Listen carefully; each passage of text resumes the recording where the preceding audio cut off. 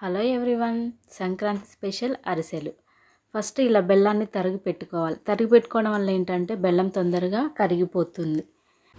మీకు అరిసెలు అంటే ఇష్టమే. అండ్ నెక్స్ట్ వచ్చేసి పిండిని కూడా జల్లెడ పట్టించుకోవాలి. పిండి జల్లెడ పట్టడం వల్ల ఏంటంటే ఆ పిండి పట్టేటప్పుడు కొంచెం పలుకులు ఉన్న ఆ పలుకులు అనేవి తీసేయడం వల్ల అరిసెలు అనేవి చాలా సాఫ్ట్గా వస్తాయి. నెక్స్ట్ ఒక కడాయి తీసుకొని పొయ్యి మీద పెట్టుకొని 2 టేబుల్ స్పూన్ గీ, ఈ గీ మేమే తయారు చేసాం ఇంట్లో. అండ్ కొంచెం ఈ గీ వేసుకోవడం వల్ల ఏంటంటే కొంచెం టేస్టీగా అనిపిస్తుంటాయని. నెక్స్ట్ కొంచెం ఒక 2 టేబుల్ స్పూన్ ఆయిల్ వేసుకొని అది కొంచెం హీట్ అవ్వనివ్వాలి.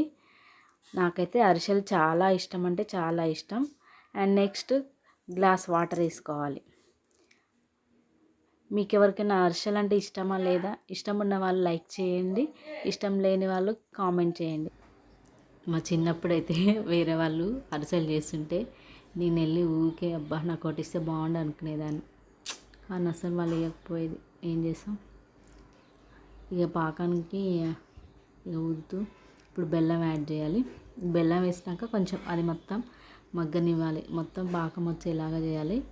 ఇది చూడండి ఇలా కరిగిపోతుంది. కరిగాక ఇంకా తిప్పుతూ ఉండాలి. అయితే ఇది పాకం ఎలా వచ్చింది అనేది తెలుసుకోవడానికి ఒక గిన్నెల వాటర్ పోసి అలా ఈ పాకాన్ని వేసి ఇలా ముద్దలా వస్తుందన్నమాట. అప్పుడు వచ్చిందని అర్థం.